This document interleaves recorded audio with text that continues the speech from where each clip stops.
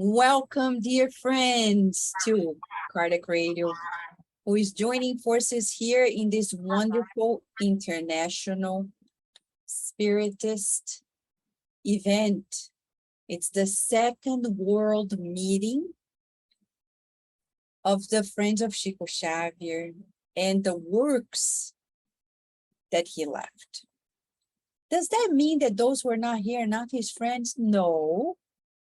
That means that you and I and everyone can be his friends. But who is he? In this program, we're going to get to know more of him. If you're asking, is this a new cult around the personality? No. Chico Xavier never wanted any cult around himself. But as much as we contemplate nature elsewhere, when we study the life of a humanitarian, of a spiritist, of someone like Chico Xavier, we are studying the divine works in action. And we are also getting to know of our own potential. So we welcome you to join us in this roundtable conversation. It's not a discussion, it's actually a conversation. We have here with us our dear friend Nora Ramirez, who is in the United States. She lives in Texas, and she has also been doing wonderful works at Cardiac Radio.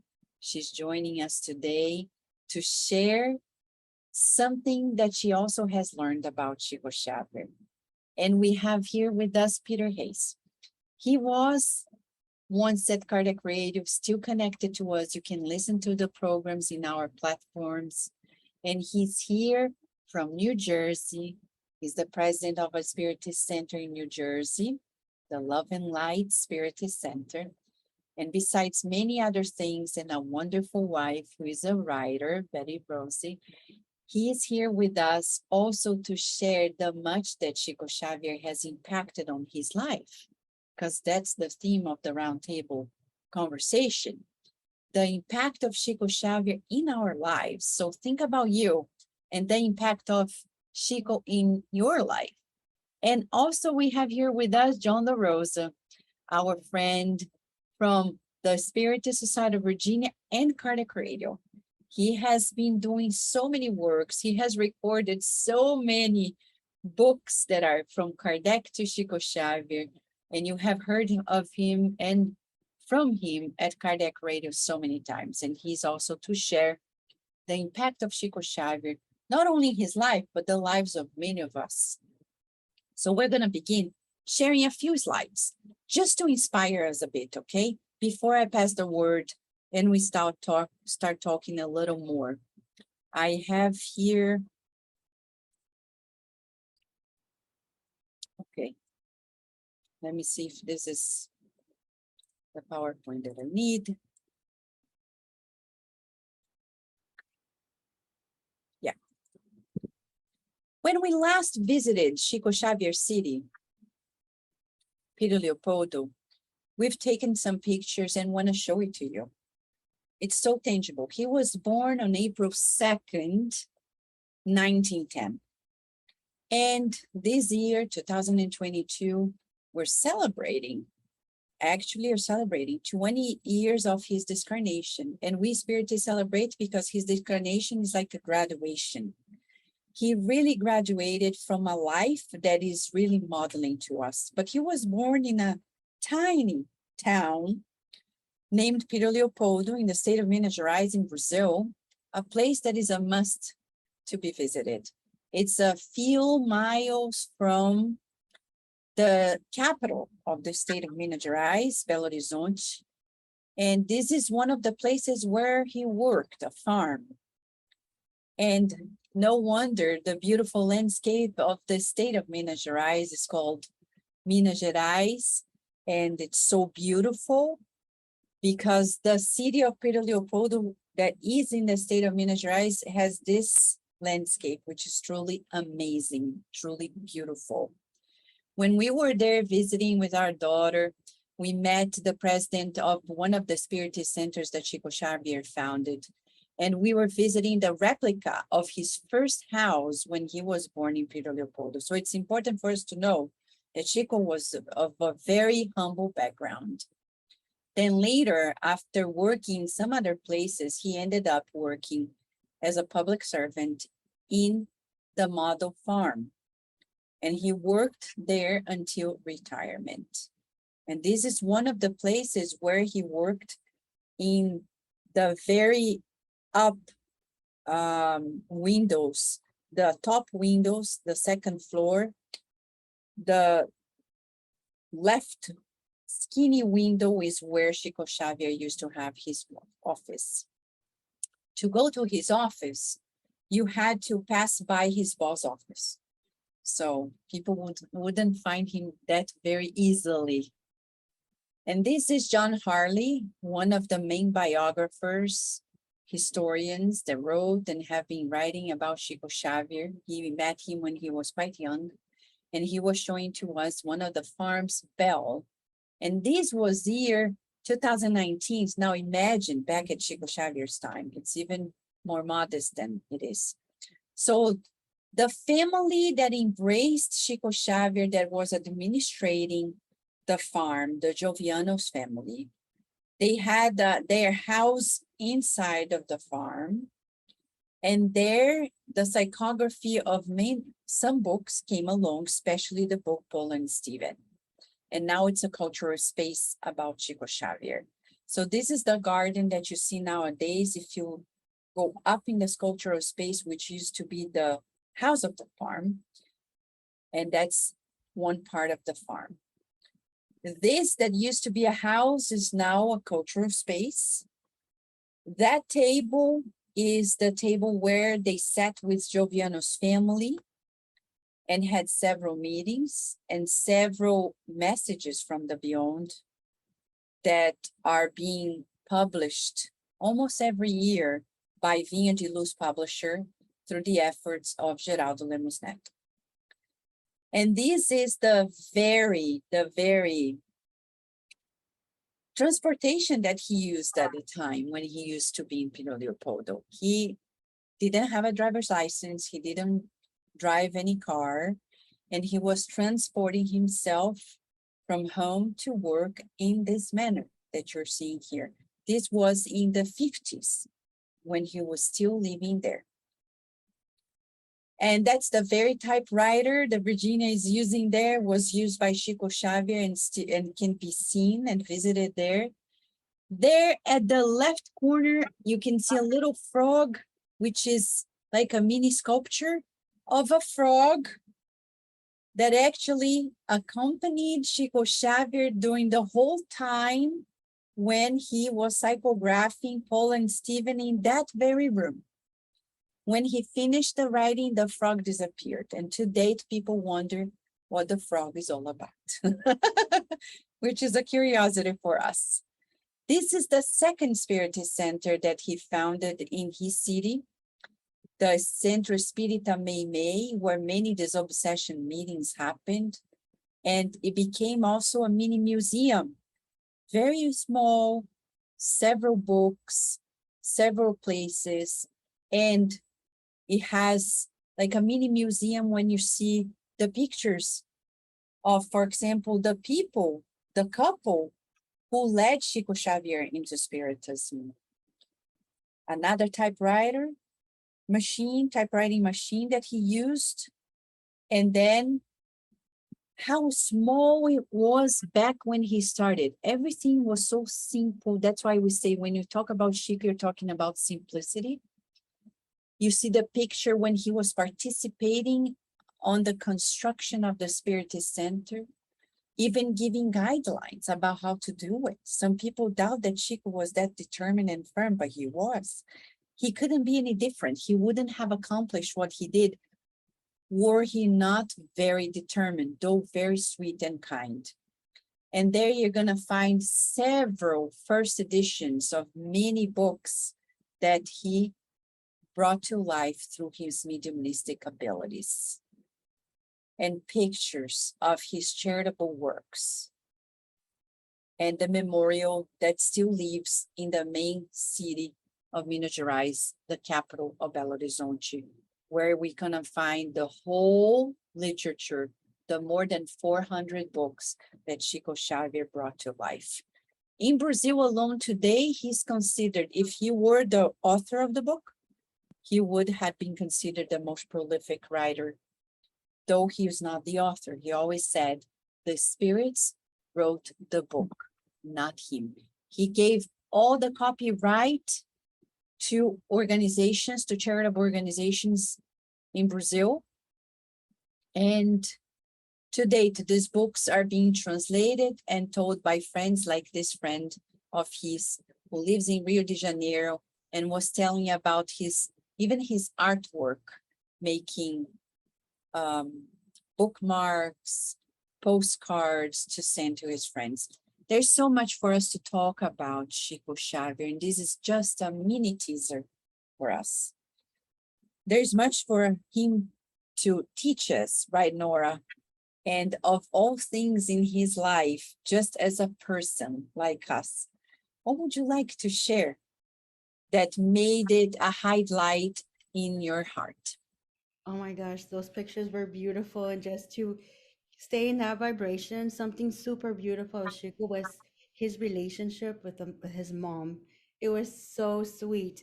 There's in a book, it's still not translated, but it would be translated into like Amazing Cases of Chico by Ramiro Gama. And there's a lot of little excerpts and pieces of his life. And Chico's mom actually passed away when he was very young. So he ends up going to live with his godmother, who believed in her ignorance, right, that he had the devil inside of him. So she would actually fork him, right, and physically abuse him. So it says that Chico would go outside under a tree and that he remembered that his mom had taught him to pray and to say the Lord's Prayer. So this one time he's saying the Lord's Prayer. When he opens his eyes, there is his mom. We can imagine what a beautiful reunion, and being a child, the connection. And so of course he's like, why is this all happening to me? Please help me. And Chico's mom tells him, son, you have to pray. You have to be patient. And everything that you're enduring now has a purpose. It's just making you stronger. Imagine telling like an 8 or 9 year old all of this information. Well, it goes to go that after 2 years, the mom promised him an angel, and it was a stepmom who him truly, truly loved. But what was beautiful is like there's this other, it was like an interview when he was like 85 years old on YouTube. It was gorgeous. And at the end of the interview, he talked about his mom. And he says, even though of my age, I still feel like a child with my mom.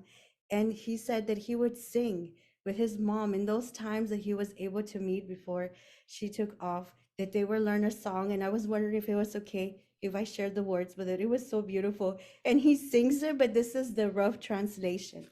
It says, I live oh so happy to sing. In peace and in joy, it is my walking. I don't have any problems nor afflictions, for I have Jesus in my heart. The earth that we love is our school to study and work, endless blessings in difficult hours of exams and tests. I'm sure Jesus is there for me. Let's move on despite the thorns. We hear up closely a serene voice say, let no one turn back from our ways. It is the divine Christ calling for us. And that's a beautiful, beautiful way to see Chico from a baby to an adult still connected to his mom in that beautiful song. That's amazing. It's fascinating. Thank you, Nora. And as we study more about him, right, Peter, there's so much to share about the person of Chico. What made the top highlight for you of him as a There's one that I keep thinking about a lot, especially in the last 2+ years, which was he started a Spiritist Center in 1931. And a lot of the people who began the Spiritist Center with him were elderly, and many of them passed away. And before long, he was pretty much alone. And so he would be doing study groups alone. And he started to get rather discouraged, thinking, why am I doing this? And then Emmanuel appears. And to make a long story short, Emmanuel allows Chico to see the company that he has. And it turns out there are many, many spirits around him who are taking in everything that he's studying. And these are spirits that are essentially preparing for their next incarnation. So they're learning a great deal. And I thought that was very inspirational because, you know, when we engage in doing studies, working at a center, sometimes we have some people with us, sometimes not too many. And the pandemic has certainly affected attendance in general at a lot of centers. And yet it makes one think about how we are able to have an impact that we don't even realize we're having an impact on. So if we are studying and we're trying to interpret anything from a Spiritist book, a passage of some sort, maybe we say something that is being listened to from a friend on the other side, and it makes a big difference. Does it matter? Well, it's not for us to worry about. But at the same time, Chico was reminded that everything he did had a purpose. And this, of course, was before he started really catching and receiving a lot of attention. Later on, there wasn't much doubt. But what about the very beginning?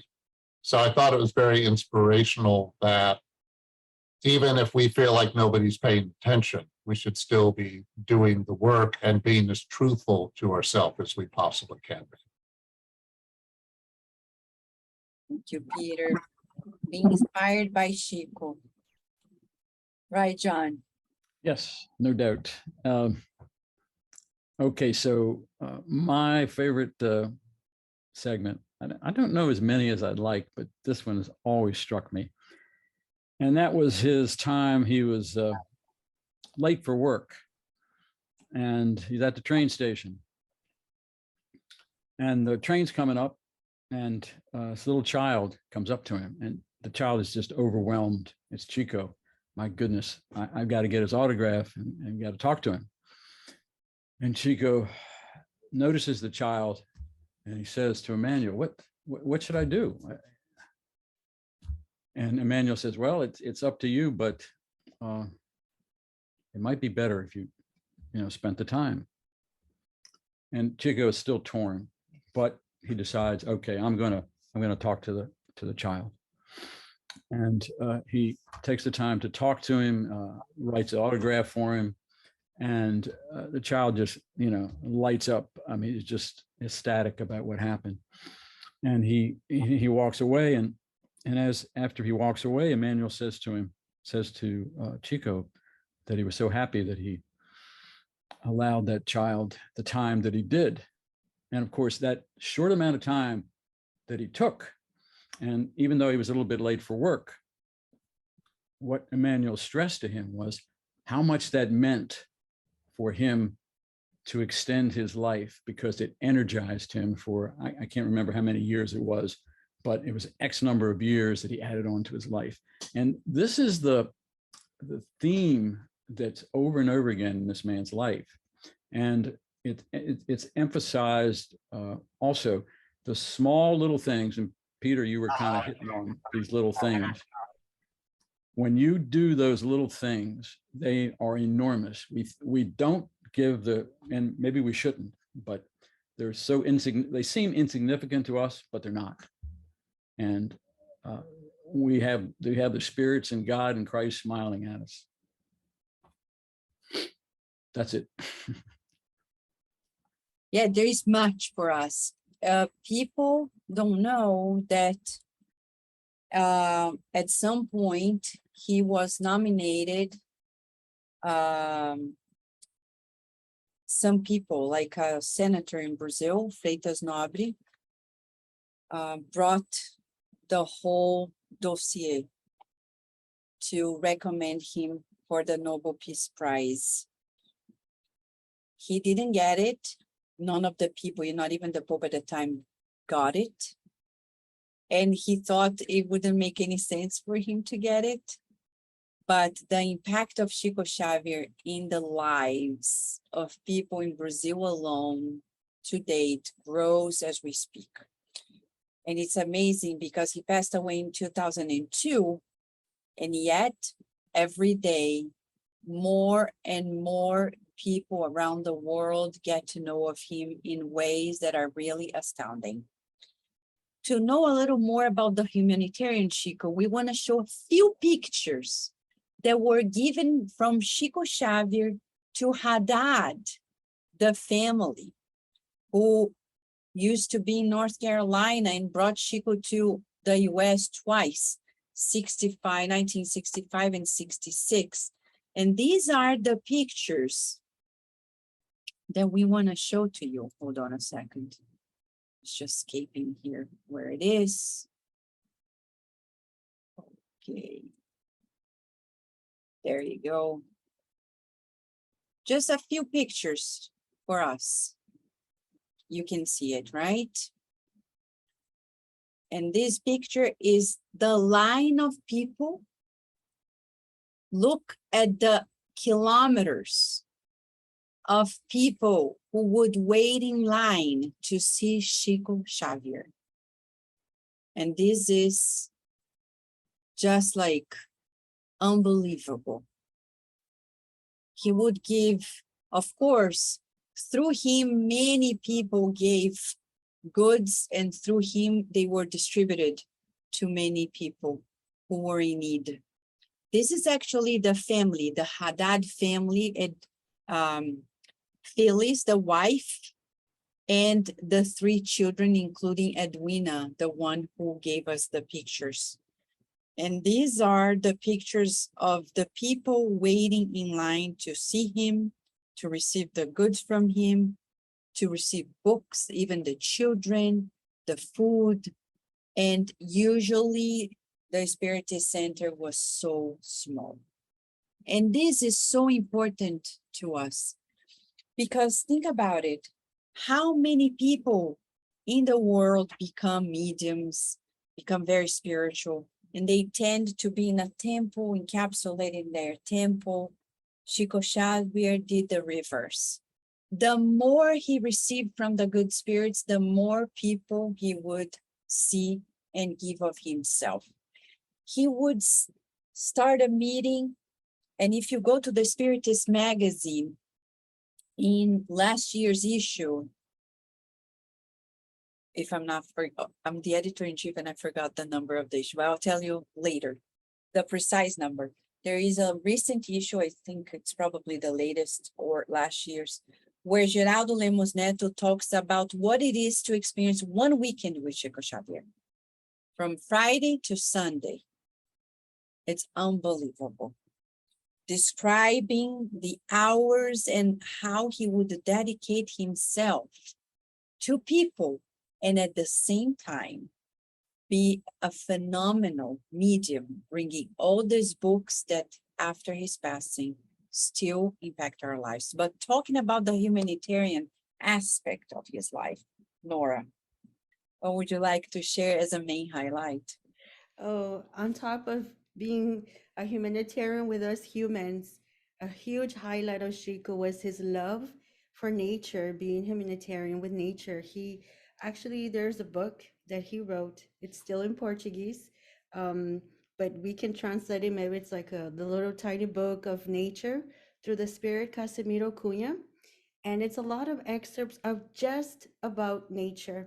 It's very poetic at first glance, but in actuality, Chico and Spirit Cunha, they're very smart in just bringing that awareness to us, that spiritual awareness of environmental science, right? So a lot of the topics that ranged here are current events here in the US, things that we're like worried about, like global warming, animal rights, like equal, like famine. We still have, like being a teacher too, there's a lot of children to be surprised they don't have food to eat unless the school gives them. But so the topics here are like, he talks about the sun, the moon, sustainable living, like farming, organic agriculture practices. He even talks about pesticides in the soil, pollution, recycling, um, even about, he talks this really interesting little excerpt. He talks about maintaining our car, and we think we're dealing with car exhaust right at this moment. We saw the differences with the pandemic. I'm like, this is incredible. He shared the little biology of flowers, trees, plants, mountains, rocks, the care for oceans, flood waters, ponds, the beaches. He even talked about the weather, the wind, the rain, the clouds, the floods, the fires. They talked about the preservation of the seed. There's a couple of texts of how do we take care of that seed. Seed is, it's food for us, it's sustenance, right? This is environmental science, the balance of nutrition, having it on the table versus people not having it. How are we grateful? But most importantly, his care for animals, which we know was so much of Chico's part, his humanitarian side. In another book, it's not translated, but just a translation here is called Chico the Barefoot Medium, I guess, by Carlos Bacelli. There's a chapter in there that he wrote a letter to Carlos saying that his precious cat Boneca had passed away, and that he had cried and cried, and he was grieving, and he didn't know how to deal with it, because he said that this was not just an animal. He was a being, right? That also had this special care and mentors. And so humble as Chico to even ask the friends, could you please pray for me while I'm going through this difficulty? So we see the beauty. I'm going to read a couple of excerpts from that book, and hopefully this book is translated, because it is really a poetic environmental science book. He talks about the animals, right? And how to take care of them. It says, in the house of nature, the Father spread with art the blessing of life's light that shine everywhere. These generous blessings, so rich, so natural, are notes of divine love in the spheres of animals. And then he goes, seek to see in all the animals our little brothers. God is the father of wise men, but also of animals. And then to finalize, it says, the animals are of your house also have ties to your lives. The law is eternal, of fraternal duties. Angels take care of men, and humanity takes care of animals. So what a beautiful side of Chico for us to love our environment and our animals. Yeah, it was beautiful. Thank you, Nora. What about you, Peter?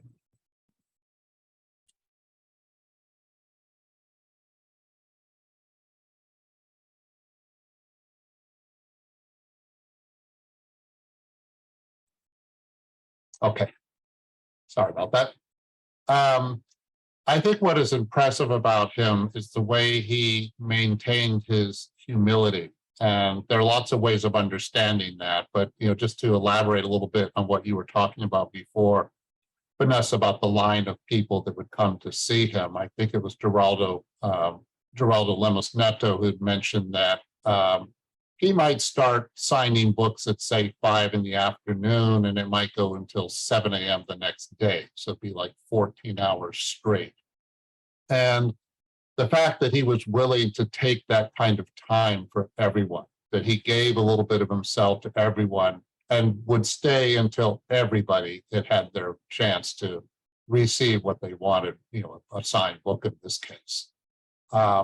I think that in itself is impressive. I know one person who became well known, and she used to comment about how much it hurt her hand to sign so many books and things like that. And but the other thing in general along those lines is that when people were calling him medium of the century and things like that, it's very difficult for that not to go to someone's head. And the fact that it didn't, I think it says a great deal about him. And the comment you were making before, Vanessa, about him being nominated for the Nobel Prize and him kind of dismissing it and feeling a little embarrassed by it. He was really committed to doing the work and the generosity of the work. And there are many stories of how Emmanuel kept coming to him saying, okay, you've done this many books now, let's do another 60, and that kind of thing. And then he would say, okay, and he would just keep going. In this day and age, especially, where people put so much emphasis on fame and notoriety and all of that, even when he was well known and people practically worshiped him. Not that they should have, but even if they did, he really didn't take that seriously. He was emphasizing that he was working on behalf of God. And that is a level of if we really see things as we're working on behalf of God and that's it, then it expands humanity and expands our capacity for humanity. And of course, it's very commendable that he could do that, because I think that's a challenge for many of us at times. Truly moving. What about you, John? Yes. Well, this book, Medium of the Century by Guy Playfair, I happened to open up to this little section, and I think it kind of plays into what we're talking about. It was at the end of this particular section that let's see, yeah, which was Medium of the Century. No, it wasn't. No, medium is the message. And at the end, it says, one of the most generous tributes to Chico yet published came from a man from a very different background. He was a doctor and a playwright. His name was Pedro Bloch, and he was a Jewish immigrant from, of all places, Ukraine, who is a member of one of Brazil's leading magazine publishing families. And he was commenting on the suggestion that some insisted that Chico was an imposter. Dr. Bloch wrote in 1952, "What a divine imposter he must be to live the life he does of humility and abnegation, to renounce that surprising work whose authorship he denies, and to keep himself isolated in a little interior town when fame and fortune would welcome him with open arms. To find the way to salvation, humanity needs a few million more Chico Xaviers, even if they do not write a single message, for Chico Xavier himself is already a message." What a life to be studied. And when we talk about him, of course, it all began, though Nora mentioned about his mediumistic abilities when he was a child, but it became to life. He became a spiritist, and that's the pathway through which he unfolded everything. Through the teachings of Spiritism, he was allowed free to be what he needed to be. And that's the beauty of Spiritism.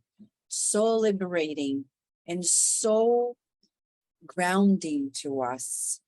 As a spiritist and a medium, we're going to talk about his books next, but right now, for us who are spiritists, who are also committed to joining forces with this movement around the world, his presence is so impacting our lives. I know some people tell me, but I'm not Chico Xavier.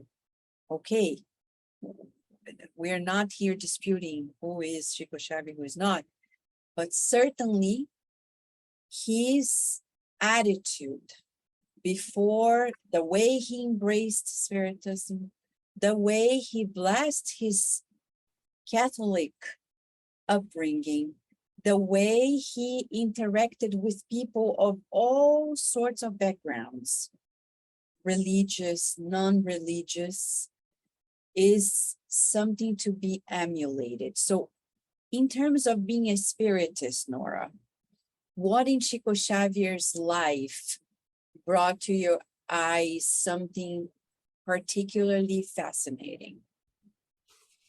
Well, finding information on him as a medium, being American, for us, Chico is not something that we are born with. He's not common. So our instinct is to find anything in English. Like, is there something about him? And there was actually something, I know we were mentioning this book. I'm just doing a translation here, the Liza Chico by Marcel Sotomayor. But it was really to tell a story where there was this very famous Brazilian journalist that wanted to debunk Chico Xavier's mediumship, right? And so he goes and, you know, Chico Xavier psychographes and comes up probably what would be like gibberish for the Brazilian Portuguese. And they were like, is this Arabic or what is it? It turns out it was English. Like they had to, like, you just put it like it was backwards English. I guess they put like a mirror or something and it came out. And the message was so beautiful. It said, my dear spiritualist friends, men's learning is nothing over against of the death. Let you support your cross with patience and courage. The pain and faith are the greater earthly treasure, and the work is the gold of the life. But for all of you believing either not, here is the our great message. God is our Father. We are brothers. Let us love one another. Emmanuel. So this message comes out from Chico, who is not American, has no knowledge of English, and the journalist's first words are like, "You see, you're not a medium.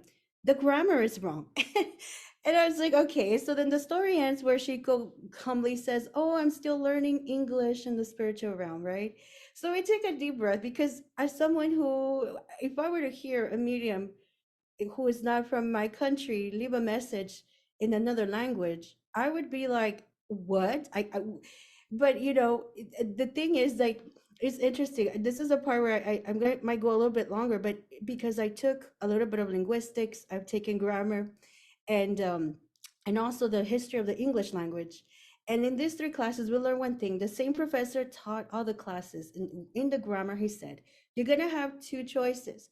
When you're teaching grammar to your students, you can either be like the very strict grammarian, or you could be a little bit more flexible, right? And he goes, and think about the English language. We have the Old English, like the Germanic, the Beowulf time. Then we have the Middle English, that's the Shakespearean English, right? That's like theater English. We don't even use that. And now we have the current, which is the Latin and the French, and now it's so diverse. And he says, put yourself in that picture when you're looking at a piece of a student turns in a paper. And now think about it from a linguistic perspective. And I know Noam Chomsky has done lots of research of how we acquire language. We have to have certain phonemes. Yes, I know Dr. Anzalone, as a neuroscience, we know there's a lot of neuroplasticity, but there also has to be in the language part, we need like a blueprint of certain phonemes, of certain things for us to make a language, you know? So we like, for instance, when I learned a little bit of Portuguese, I actually used like English and Spanish to help me learn some of the stuff. And it was over time. And I say this because now we go back to Chico's mediumship. There he is with none of this information, and he's saying such a beautiful message. And yet some people just focus on the grammar. There was another message too, but it is so important for us because really think about it. His mediumship. It's not about beginning, middle, and end. It's not about what happened in the past, the present, or the future. We're missing the point. Tuning into Chico's messages is really about the vibration of love, of faith, of courage. For some people, closure, of progress, of, you know, transition, of just all these beautiful things. And it makes a huge difference when we come from that perspective to understand it versus, oh, well, we should have put a semicolon and not a period. I thought that was very interesting. Yeah. Wonderful point, wonderful point. Peter, what came to you?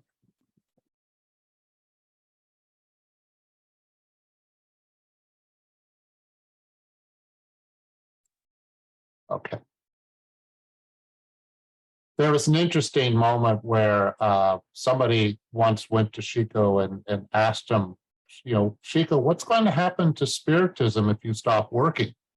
And that's an interesting question because the implication of that question is somehow it's all on his shoulders, that somehow he's transforming Spiritism and it will end as soon as he stops. But Chico's answer was interesting, and it certainly says a lot about him as a person. I'll read it to you. It basically goes like this. He said, my son, mediums are like grass. The more you pull them out of the soil, the more they grow. So he's implying that, first of all, he does not have a monopoly on mediumship. As talented as he was as a medium, yes, he was an exceptional medium, but one does not have to be like Chico Xavier. in order to make a contribution. And he's touching on another point that is certainly commented on and touched on in the Medium's book, the second book in the Spiritist codification, that in theory, at least, all of us have some capacity for mediumship. But putting that point aside for a moment, Chico was certainly optimistic in emphasizing that many will continue whatever work needs to be done, and that this was just the beginning. And of course, there were mediums before Chico, during his time, and certainly after him as well. And so it was interesting to see how he was part of a bigger plan, and he knew that. I think he knew very clearly that there was a larger plan afoot in which he would be helping to usher in work that other mediums would be able to participate in as well. Thank you, Peter. John. Yes. Okay, Chico as a medium. In same book, this Chico Medium of the Century, he's got in here about Janet Duncan, the English lady that translated many of his books for him. And it's fascinating how he, she was in Brazil for quite a while.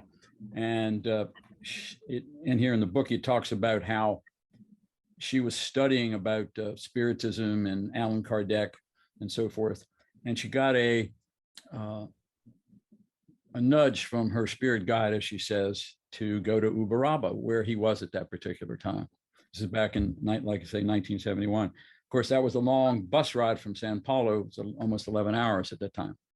So she put it off, and then she got it nudged again. And he said, the spirit told her, all right, this is the bus you take, and this is the day you're supposed to take it. And as the story proceeds, she gets on the bus. There wasn't hardly anybody there, but this one lady came over and sat next to her, and she was telling her, I'm going to see Chico. And she had heard about her, but she didn't know where in Uberaba that he was.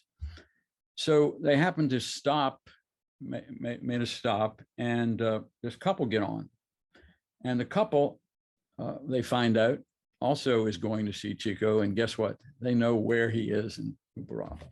And after she gets there, she meets up with Chico, and Chico asks her, well, what's your name?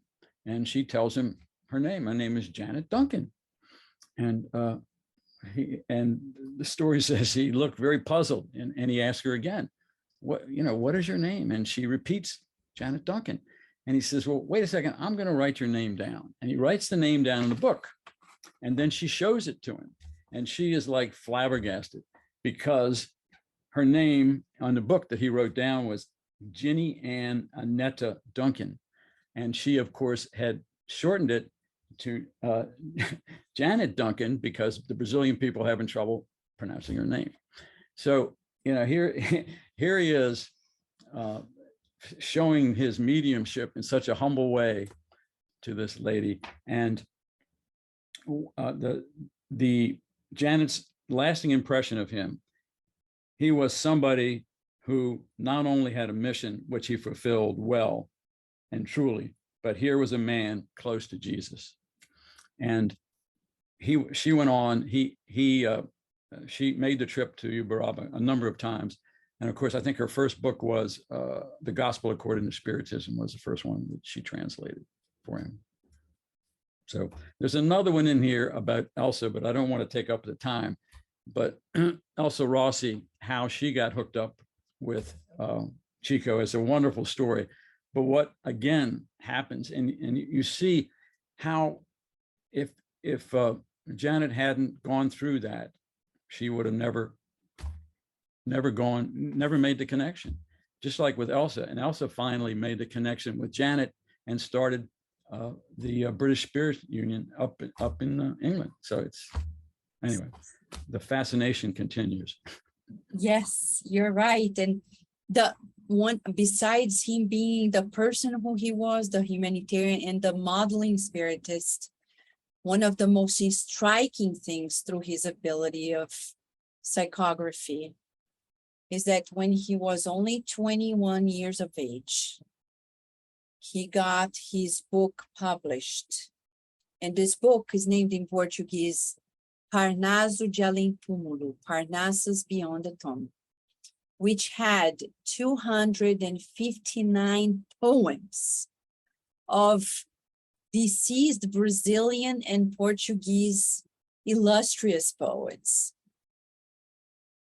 It shook up Brazil so much back then that people couldn't believe that somebody who only had the 4th grade education in elementary school were able to write a book like that. But he said, I didn't write it, the spirits wrote through me. Of course, it was like a lot of chaos, but the poems don't come to us as simple poems to entertain us, but they come to teach us, to educate us, to console us, to inspire us. Every single book that was written through his hand, more than 400 books. There's still people counting how many, because today they're finding out more things that he wrote. They're putting it together in books and more books. For us, it took a lot of discipline on his side.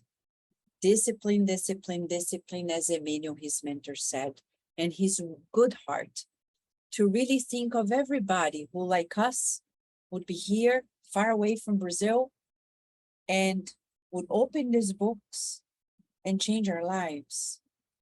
Think differently, feel differently, make decisions in a different way.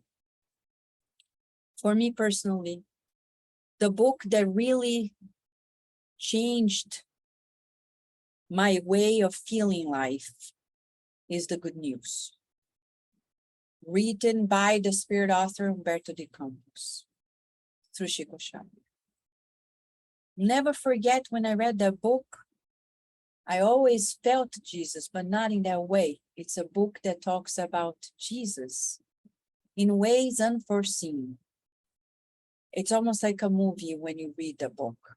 The book is not published yet, though fully translated, and you can read all of its chapters in the Spiritist magazine, in each and every issue since 2012. It took us 10 years to publish the whole book, quote unquote. The Brazilian Spiritist Federation, we did it because we had to share the chapters with the public in some way and form, though unofficial, but to share with you at Kardec created the Spiritist magazine, a book that brings to us this closeness, as John de Rosa was saying in the description of Guy Leon Playfair and Janet Duncan's very words. Jesus, being close to him, makes us feel close to Jesus. When you read those books, any of those books, it makes us feel transported to another dimension. Nora, of all his books, which one touched you the most and why? Oh my Lord, that was hard. I think the Andre Louis series in general, those are really good books. They have a lot of the science and the spirituality in there.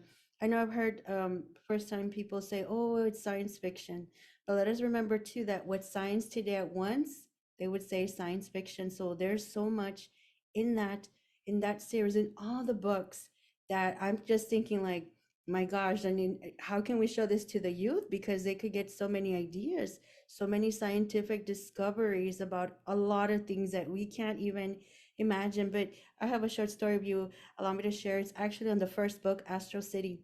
I was in Brazil. I was 19, the first time going to Brazil. I didn't know Portuguese, much less Spiritism. And a friend hands me Astro City, writing Portuguese, and says, "You're going to have to read it." I said, "I don't know how to read this. We'll figure it out." Oh my gosh, a dictionary, asking the mentors, they're using the Spanish, whatever. And I stayed in Brazil, I think for almost a whole month. So that whole month, that was the thing. Could I figure how to read this book? I understood it very broken in pieces here and there. It was about 2 days before coming back to the US that we were walking downtown Curitiba, and there was this sign and it said they had a play of Astral City. I said, oh my gosh, a play. My friends like, we need to go in there. We went, it was jam-packed, guys. I'm talking like we're like, it was, but there was a seat in the front and there was a seat in the back. My friend's like, you go right there. That's a seat that the spirits have right for you. The front row. I could not believe it. I have to tell you, I kind of freaked out because it's my first time being in a spirit, into spiritism. I'm 19. So I like sat there and literally the book, what I tried to do, all this stuff, like, oh, that's what it meant. Oh my gosh. So I saw the play after reading the book. I came back super scared, like, wow. But see, that's the thing about Chico's book. If we really were to pay attention, we are always being like mentored and taught by the spirit mentors. And Andre's series, it's very special. And I thank God they're in English now. Now they're all in English. I'm like, yes, because it was very hard not being to understand them. You're right. They are all in English now and they are fascinating. Thank you. Thank you, Nora. For you, Peter, which book or books impacted you the most? Oh, that is a difficult question. Certainly, I'm very fond of the inspirational books from Emmanuel, Our Daily Bread, The Way, the Truth, and the Life, and Living Spring, and so forth. They're great, but one can like those books for different reasons, because if you want something short, an inspirational message of some kind. But I, too, am very fond of the Andre Louis series. In general, they're great introduction to the way in which the spirit world functions, at least based upon what we've been told. And so it takes a lot of the content of the Spiritist codification from Kardec and grounds it into more specifics, a lot of specific instances, but then it also nicely elaborates. But the book among those that I wanted to focus on is actually the second book in the series, The Messengers. And I took some notes, and I'll share just a few things. Generally speaking, what I like about this book is that it introduces a lot of different concepts which are very important in Spiritism. That's one. But two, it's interesting to see some of the comments that were being made in this book that came out 80 years ago, easily 80 years ago, in the early 1940s. And the book also does one of the things that Spiritism does, which is Spiritism does point out to us that we always need to be mindful of why we're here. Because in the earlier part of that book, there are many commentaries about the number of spirits that come back and they did not fulfill their mission. They made all kinds of promises before they incarnated as to what they were going to do to work on their spiritual progress, and they forgot or they avoided it and things like that. But then there are other things that get talked about in this book. But along those lines, actually, there's a nice quote here. It says, "The one who works for a goal, always listening to the sure voice of higher wisdom, can expect the best. This is not a mere promise, it's the law." So I thought that was a nice one. And there's a moment in the book where a family's praying together. And the comment made was, "Christ taught us that the kingdom of heaven is within us. Consequently, it is in our hearts where we must make the biggest effort, without which we will remain immature, thoughtless individuals." So there's a nice, again, mindfulness about how Christ can work through us, and we need to go beyond ourselves. There's comments in there about the effects of prayer, that it repels lower level spirits and protects us at home. That's a basic concept in Spiritism, and this book certainly touches on that. Another example would be the way thought matters. That's a big theme in the Andre Louis books in general, how much thought matters. And it gives a specific example about thought forms. There's one moment in one of the chapters, chapter 40, that talks about cloud-like lumps floating over streets. The idea is that we create thoughts and we create these clouds. And it goes on to say, if the sick body produces millions of pathogenic microorganisms, so does the sick mind launch millions of mental forms into the environment. And that's just one of the things this book is talking about, the way in which thought makes a difference, how collectively each of us needs to take responsibility for what we think. I mean, we can't be perfect. Of course, we're going to have bad moments, but are we habitually engaging in negativity, for instance, things like that? A few others. This book also talks about ecology. Again, early 1940s, as Nora was commenting on. It talks about ecology and the need for sustainable development. And I think that was interesting because that's at least, I don't know, 25 years easily before this started to get talked about.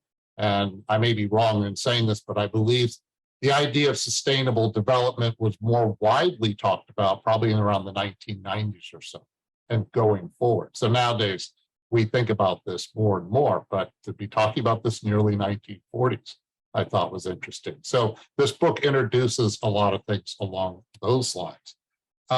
It also reminds us about the need to be patient with the slow progress of humanity, which I know can be very frustrating. People look at the state of humanity and how we look like the end is around the corner and things like that. But the book is saying, look, we have to really take the long-term view, which again is essential. One of the essential core points that Spiritism makes. There's the past, present, and future, and we need to look at it from a much broader perspective and not just the very here and now. Some other things is there's nice little moments like Andre helps a spirit near the end of the book in a medium-like session, and the spirit just thanks him and is, suddenly able to see things that it could not see before. And Andre gets very impressed by this, but he's reminded that he should not get overly impressed by what he's doing. That he was reminded, or was pointed out to him, that we forget the Supreme Being is the true source of goodness and that we are merely instruments. So again, it's a reminder that God is working through us. We're not the original cause if we help someone in this way. Again, it's an example of Andre helping a spirit that was stuck, what we call a suffering spirit, where a spirit is unable to get out of a predicament because it has the same thought patterns again and again and again.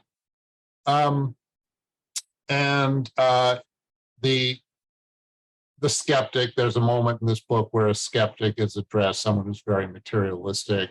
Another thing is there's a discarnate woman, a spirit that's put to sleep, again, as a way of helping her. And the thing that I thought about when I first read this is a lot of Spiritist centers, in terms of the work they do in mediumistic meetings, some of the approaches that are used in Spiritist centers today are picked up in this book. And I must admit, I haven't researched this exhaustively, but I started to think, well, maybe some of the practices were inspired by books like The Messengers in some ways, in terms of what to do with suffering spirits and some of the approaches taken.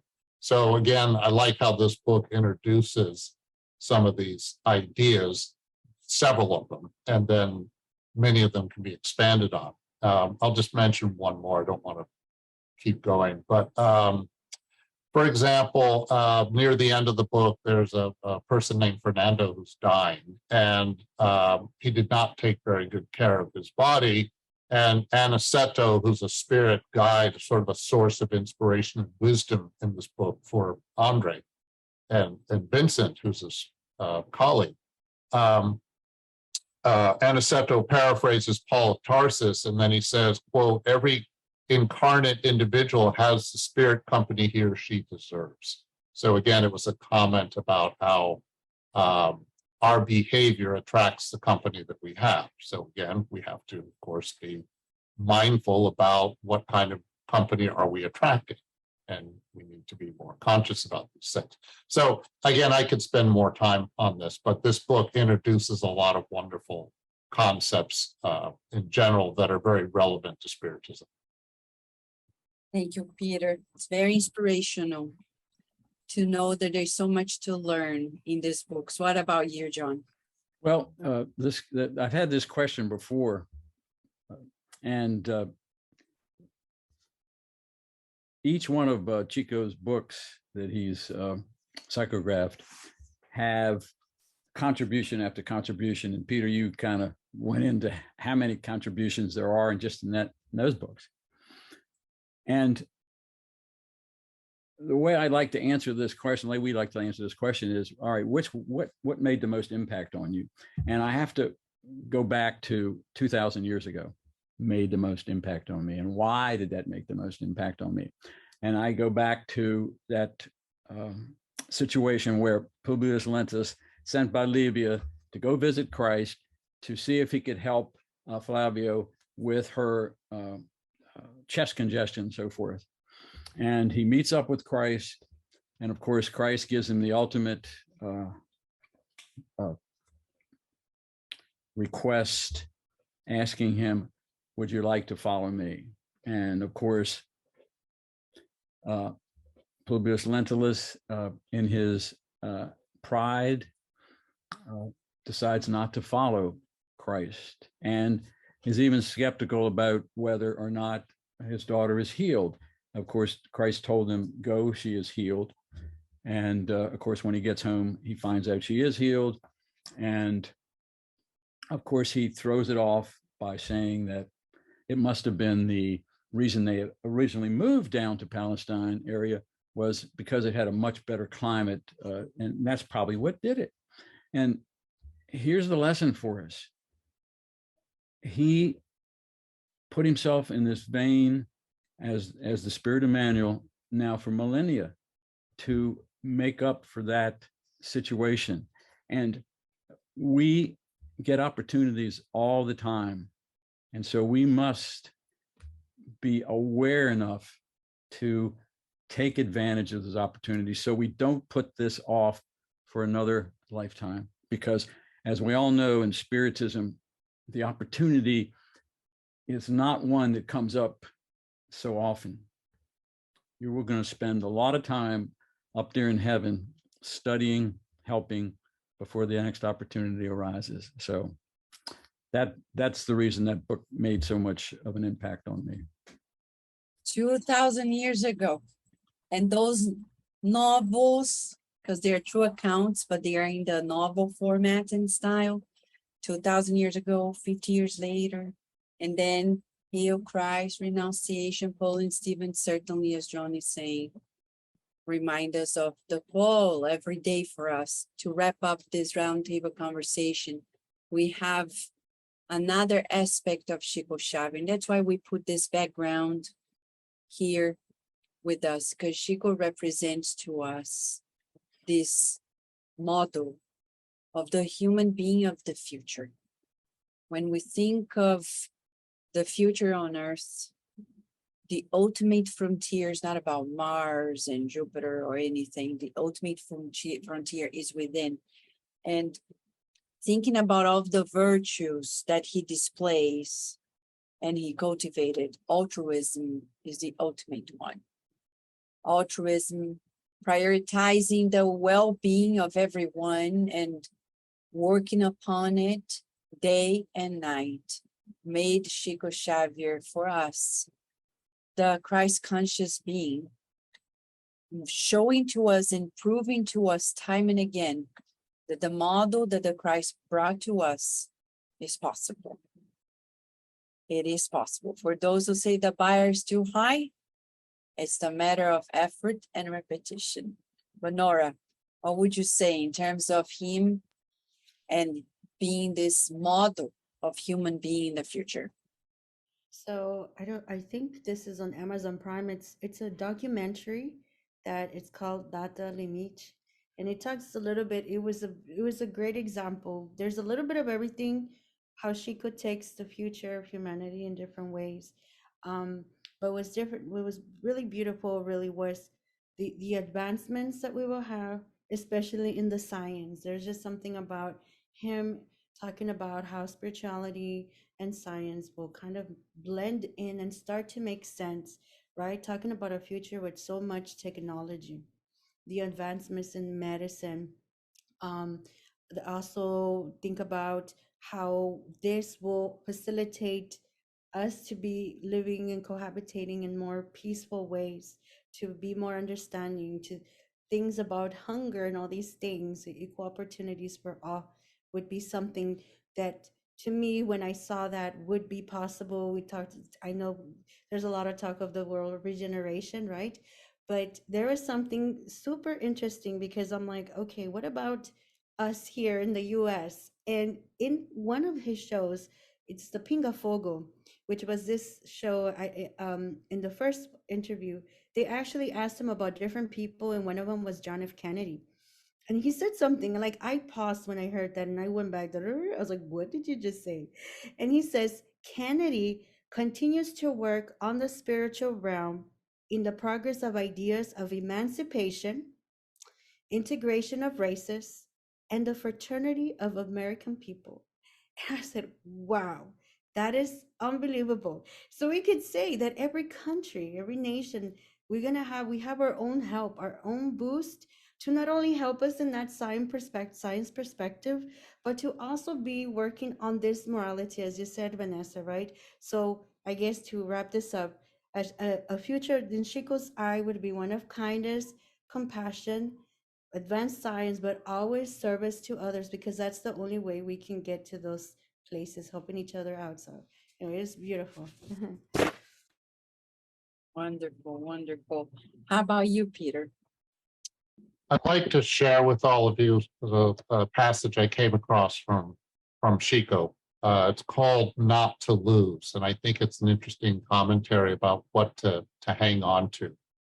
And he basically put it this way: may God not permit me to lose my romanticism, though knowing that roses do not speak, that I do not lose my optimism, though knowing that the future that awaits us is not a happy one, that I do not lose my will to live, though knowing that life is in many moments painful, that I do not lose my interest in making good friends, though knowing that as the world turns, they wind up departing from our lives, that I do not lose the will to help people, though knowing that many of them are unable to see, to recognize, and to return this help, that I do not lose my equilibrium, knowing that countless forces desire my downfall, that I do not lose the will to love, though knowing that the person that I love best may not share the same feelings for me, that I do not lose the light and the brilliance of my eyes, though knowing that many things that I will see in the world will darken my vision, that I do not lose my enthusiasm, though knowing that defeat and loss are two extremely dangerous adversaries, that I do not lose my reasoning, though knowing that the temptations of life are countless and delightful, that I do not lose the sense of justice, though knowing that the one harmed could be me, that I do not lose the strength of my embrace, though aware that that one day my arms will be weak, that I do not lose the beauty and the happiness of sight, though knowing that a lot of tears will drop from my eyes and flow from my soul, that I do not lose the love of my family, though knowing that many times I would have demand incredible efforts on my part to maintain its harmony, that I do not lose the will of giving this tremendous love that exists in my heart, though knowing that often it will be subjected and even rejected, that I do not lose the will to be great, though knowing that the world is small, and above all, that I never forget that God loves me infinitely, that a small grain of happiness and hope within each one is capable of changing and transforming anything, because life is constructed in our dreams and is summed up in love. I thought of this because it's a call to be for us to be courageous and to try to maintain courage. And when we think about being a human of the future, well, all of this is stuff that we all need to work on as we move forward into the future. Very inspiring. Thank you, Peter. What about you, John? Okay. The men of the future. I think I wrote this a little bit when I was listening to Geraldo Lenis Neto, and then this book here. Chico demonstrated and taught us how to love one another, how to be more humble, patient, to respect differences, thereby respecting one another. How Chico lived his life was a small window into how our Master Jesus lived his life some 2,000 years ago. When one watches that YouTube that Nora mentioned, Pingo Fogo, the video, one can get an understanding of what he embodied. Now, the last comment is that this today, August 28th, is the anniversary of that famous speech, I Have a Dream, given by Dr. Come on now. Martin Luther King Jr. No, thank you. Martin Luther King Jr., yes. And that was 59 years ago, 1963. And are the spirits involved in this, picking out this date for that particular thing? I think so. Thank you, Chico. Yes, we have a dream now to see more Chico Xaviers in the world, and talking about him. So inspiring what you said, John. I want to share one last screen with a few of Chico Xavier's inspiring sayings, statements. As we wrap up this conversation here about Chico's impact in our lives, I'd like to ask each one of us to pick one of these and share a little about how much of that saying really can be transformative to you. Nora, Okay, start with the first one. you can choose any of them. Oh, I can choose any of them. Okay, all right. I want to choose the second one then. Let's start with the second one. It says, the soul that acquires the virtue of forgiveness won't find any more trouble. No matter what happens, he will know how to run his life. That beautiful word, forgiveness, it's like a formula to look young and to stay young. A lot of people are surprised to say the age, and they're like, what's the secret? And it's really to letting go. Let go of things, don't hold on to them. We have a book here in the US by I think Luis Miguel, the four agreements. The second agreement there says to not take anything personal, because if we do, that's like the biggest way of being so selfish, thinking that it's all about us. So when we forgive, it's a virtue, because in essence, we're stepping outside of who we are and just being like that Jesus conscious being. So this is a beautiful quote by Chico. Beautiful. Thank you, Nora. What about you, Peter? I'll respond to the first one. If I would expect better spiritual conditions to serve, I would not have started until the present moment. I have another passage. This one's kind of short, but it's a commentary from a magazine about him, in which he talks about the importance of work. And it says, a certain lady who was the president of a large charitable institution died, and the friend who was asked to replace her asked Chico whether he was prepared to assume that task or not. And here was the reply, quote, none of us is prepared to carry out the work of Christ. However, this should not be an excuse to avoid fulfilling the task or to remain in inertia, but rather to accept the work, offering Jesus the best that we can give. This because we are still not angels, but rather human beings in great need of work for Jesus, to whom we must offer the best that we have. So it's, a nice reminder that we don't have to be, quote, fully qualified in order to get started. And part of the goal is to learn as we go along. Wonderful. Thank you, Peter. What about you, John? Well, naturally, I'm going to take the last one. Though nobody can go back and make a new beginning, anyone can start over and make a new ending. I think it kind of speaks for itself, but each day we arise to a new beginning, and we can certainly make a much better ending each day. It's just a matter of, as you said earlier, Vanessa, effort and repetition is the only way. And as Kardec mentioned, without charity, there is no salvation.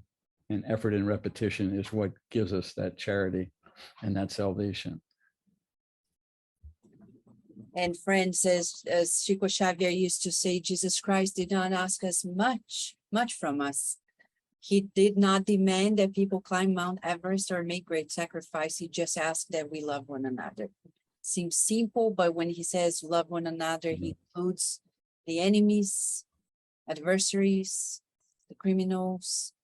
And Chico Xavier, in a beautiful passage, when he was visiting the largest penitentiary in São Paulo, in Brazil in general, Carandiru, which I happened to visit myself when we were with the graduate school. He, at the end of the visit, he wanted to embrace, to give a hug, and kiss the hands of every single prisoner. And the director said, no, you can't. I would have to have my men pointing the guns, preparing to shoot, because they might. And he said, no, they won't. And he was able to hug everyone, the most dangerous ones, without any problem. Chico Xavier certainly emulates Jesus and brings to us. It's the dream that John said that comes true. The Jesus dream. When he said, follow me, Chico Xavier not only followed him, but proves to us that it's possible for us to walk the same path as long as we're willing to love. And right now we are going to thank each one of you. Thank you, dear Nora. Thank you, dear Peter. Thank you, dear John, for your time, for the wisdom in your words, for sharing your love as well with all of us, making us feel how privileged we are in knowing of this divine man on earth, Chico Xavier, that is stimulating us, encouraging us to be divine as well. We want to thank everyone who is watching, and we hope you got inspired too. If you have any question, if you want to talk to any of us, write to kardecradio@gmail.com, and we'll forward your message to any and everyone here so we can be in touch. Thank you very much.